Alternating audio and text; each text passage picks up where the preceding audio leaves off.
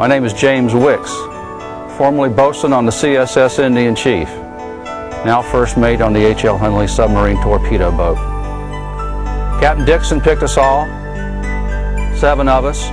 He's taken us out 3, 4, sometimes 5 nights a week. We understand how this vessel works. We can flood the ballast, slide under the water, crank for 30 minutes, come up. The Yankees will never know what hit them. We enter through 2 46-inch conning towers, each man at the same time, and we move to the middle. It fills up from the middle out. The officers, first mate, second, close the hatch. The ballast tanks are flooded.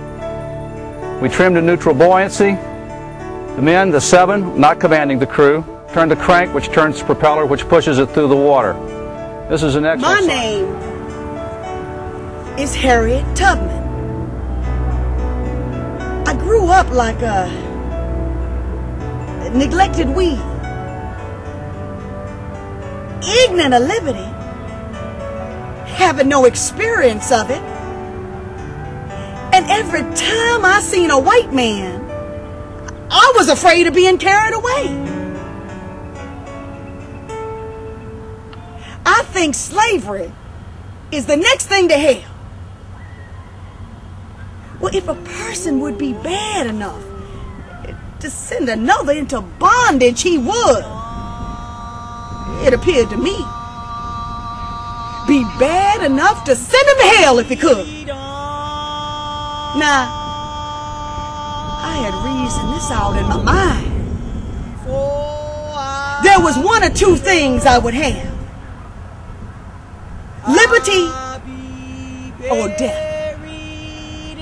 And if I couldn't have one, I would certainly have the other. For no man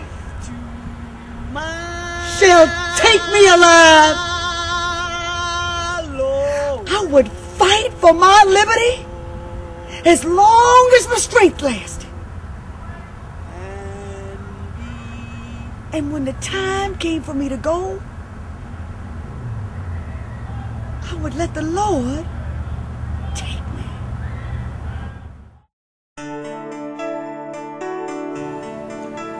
The shots fired at Fort Sumter in Charleston, South Carolina have triggered this great conflict to restore our Union. And now, the fall of 1862, the wounded and dying are flooding our cities. The Union Army is desperately short of doctors and nurses. Leading the cause to relieve our federal government of this great burden, Dorothea Dix, appointed by the Secretary of War, has responded with her leadership in her recruitment of women from across the North to come to the aid of our fallen brothers as nurses in the military hospitals. I, along with thousands of other women, have volunteered to answer this call and signed on for 3 months of service in the Union Army's Female Nursing Corps. In my duties, I will administer medical care, clean and feed our soldiers, and most importantly, show them the motherly care we would show to our own sons. I am proud to have this great honor. Doc, Sarge sent me up to get some medicine. Oh, it's you, Stillwell. Well, you get yourself out. You didn't come up here for no medicine, Stillwell. Don't give me that line. You're a shirker. Go on back to where you belong. No, don't stay around here. I'll put you on report or force it. Oh, ladies, I didn't see you standing there. Allow me to introduce myself to you. My name is Dr. Jonathan Sean Patrick McGowan. I'm the regimental surgeon of the 104th Illinois Volunteer Infantry. And as you can see by my rank, I'm a major. Oh, I see puzzlement on your face. You're probably wondering how an Irishman like myself got to be so high-ranking in this army. Well, that's a long story, I can tell you that. But well, before we go into that kind of thing, and before I take you on a tour of my surgery, perhaps we could sit down and have a cup of tea and talk a little bit about the things back home. In the early morning hours of November the 19th, 1863, a shower had dampened the grass and the dusty roads around Gettysburg. But before 8 o'clock in the morning, the skies would clear and the sun would begin to shine in all of its autumn splendor. The parade would step off about 10 o'clock in the morning. We followed our route from Baltimore Street over to Emmitsburg Road, and from there to the Tandytown Road, and from there to the cemetery. Now, there are reports that I rode a white horse, that I rode a black horse, that I rode a chestnut horse, and that I rode a bay horse. I will simply tell you I rode a very spirited horse. Birchfield's band, sponsored by the Philadelphia Union League, opened the program with a grand funeral march. Next, Reverend Stockton gave the invocation, and the Marine Band played the hymn Old Hundred, otherwise known as the doxology, Praise God from whom all blessings flow. Then, Marshal Lamon introduced the President of the United States. Mr. Lincoln rose and stepped to the front of the platform to deliver a few appropriate remarks.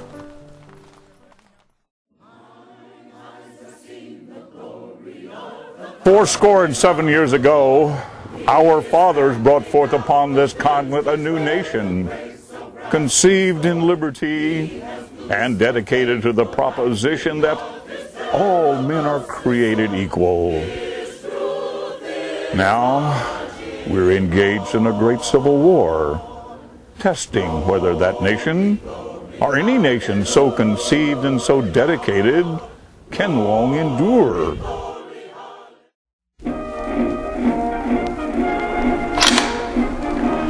It's the morning of November 11th, 1918, and we're getting set to go back into action. But you know, there's been a rumor up and down the line that this may be it, that the war may finally be over, the end of the Great War. Great War? Huh. There's nothing great about it. There have been millions of casualties on both sides of this conflict, constant combat, hand-to-hand fighting, continuous shelling, and damnable gas attacks. It's been horrible.